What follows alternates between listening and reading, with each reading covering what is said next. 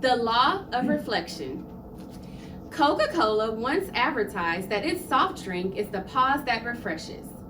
To grow, you need the same refreshing pause. Take time to reflect about what you're learning from your experiences. A thoughtful review of this lesson that you've gained helps ensure that you are on the right track. Stopping to reflect is essential to achieving your dreams. This is true of every great person who made notable achievements.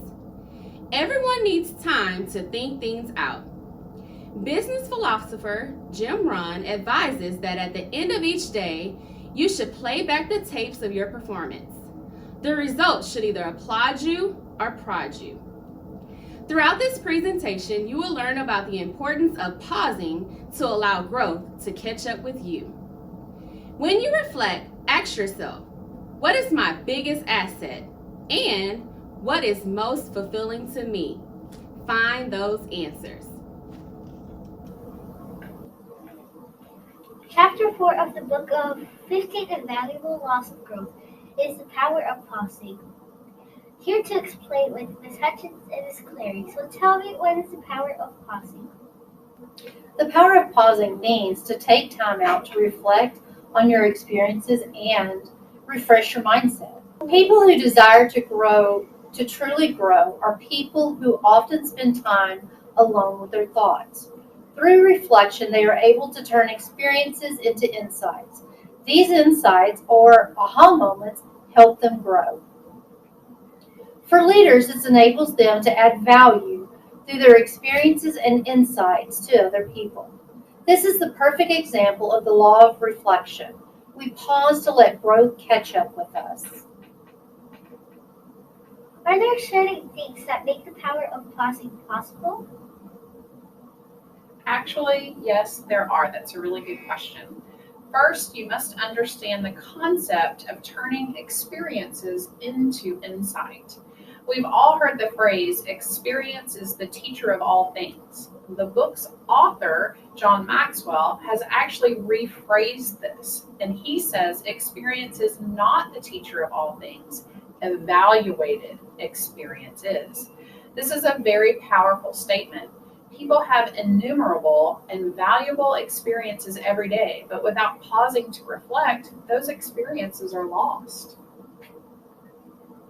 Taking the time for reflection allows you to grow from those experiences. Secondly, you need to create yourself a time and a place to pause. Stopping to reflect is one of the most valuable activities a person can do to grow. So take it seriously and allow yourself the time.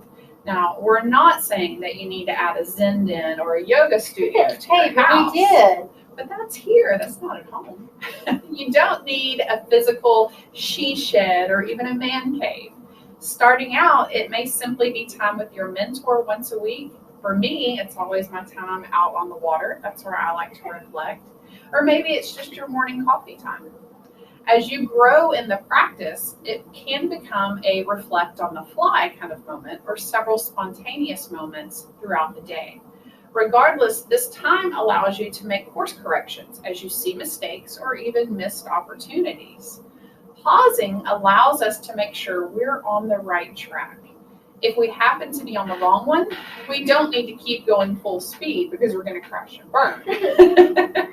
We need a course correction. The pausing and reflecting allows that. This is super interesting, and teachers are always saying we should self-reflect, especially when we make bad choices.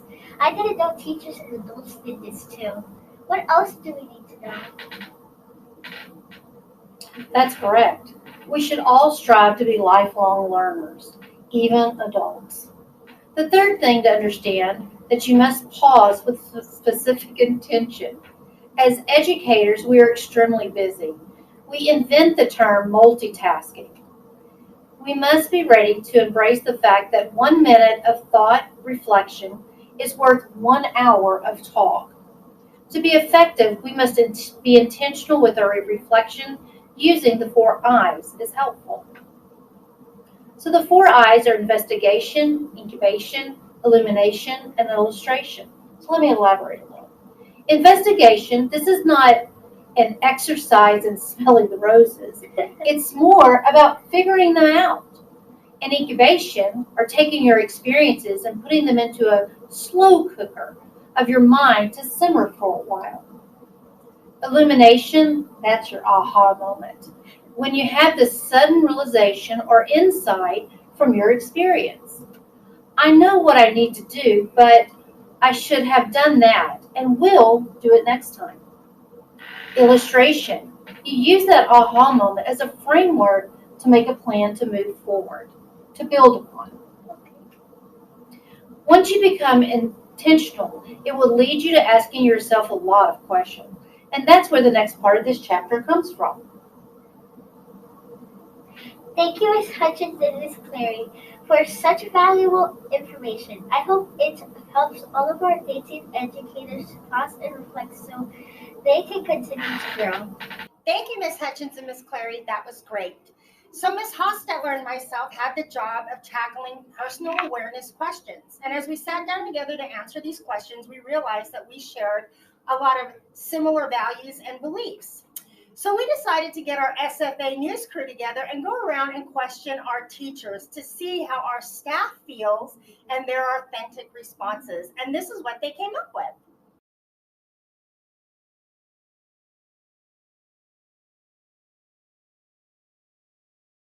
Miss Varga, what is your biggest asset? I would say my biggest asset is my creativity that brings joy to my students. Mr. Mota, what is your biggest liability? My biggest liability, I'm going to answer that question in two parts. The first one, of course, at a personal level, my biggest liability would be my family because I need to make sure they are safe, they're well, okay?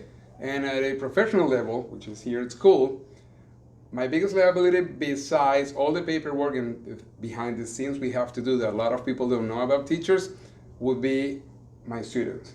For two main reasons. The first one, I need to make sure they're safe when they're with me in the classroom, walking the hallways, eating in the cafeteria, or out in the playground. And second of all, I need to make sure they are accomplishing their purpose of coming to school, which is learning. And that's why I need to put all my effort so they can take the best of me. Does that answer your question? Thank you, Dylan. Miss, what's your highest high? I think my highest high is when a student shows growth and then you start to see them become proud of themselves and where they're going. I think that's my highest high. Miss Cantu, what is your lowest low? My lowest low would have to be when a child thinks they can't do something. I always tell my kids, you're in Miss Cantu's class, so you can too do it. Okay, thank you. Houston, what is your most worthwhile emotion? For me, it would have to be when I see the kids spark. They finally got what we were going over and they run with it. Okay, thank you. Miss Ratliff, what is your least worthwhile emotion? I think my least worthwhile emotion is self-doubt. I believe that if you think that you can't do something, then it's true. You're not going to be able to do it. But if you believe that you can, then you can do it. What is your best habit? My best habit is having a good time management system here at school so I don't have to go and take work home. I have a Google Home that sets the timers and tells me when I need to go to different places and things that I need to do. Miss Lairbright, what is your worst habit? I would have to say my worst habit is definitely procrastination. Taking too long to get a job done. It's not good. Thank you. Miss Figueroa, what's the most fulfilling to you? The most fulfilling for me is watching the students grow in their academics and social skills, especially when they overcome any obstacles they suffer. Fontenot, what do you prize most highly? I prize the relationships with my students that I have. I treat all the students that I have like my own children, and I think that's why we have such a good relationship together. Okay. Thank you, SFA teachers, for sharing your reflection on this. And we would like to take note that when we were doing our reflection, which is why we wanted to incorporate the teachers, ours was more on a personal level. We noticed that the teachers were reflecting on their classroom lives. And so as administrators, we want to take advantage of that. And as administrators, how are we going to use their reflections to make their lives better, to make them better teachers, and use that opportunity as a learning moment? So this would be a great time as administrators to sit back and reflect on what's going to make your teachers the best teachers they can be. And right now I'd like to introduce Miss Burnett and Miss Kimmons. Thank you. Thank you, Mrs. McCord and Mrs. Hostetler. Now, Mrs. Burnett and I are going to talk about some ways that you can apply the law of reflection to your life. For example, Mrs. Burnett, have you created a place where you can consistently and effectively pause and reflect? Well, Ms. Kimmons, I would say that I like to pause and reflect on my drive home. I typically like to put on some worship jams and think about how my day went, how I could improve it, what I could have done differently, and that's essentially my pause and reflect time. So, Mrs. Burnett, also, do you need to examine or re-examine your purpose?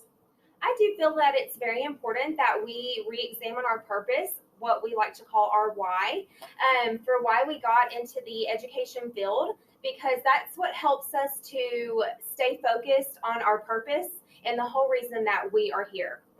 So as we are wrapping up, we would like for you to scan the QR code below, and we have an activity where we would like for you to tell us your why or how you could apply the law of reflection to your life.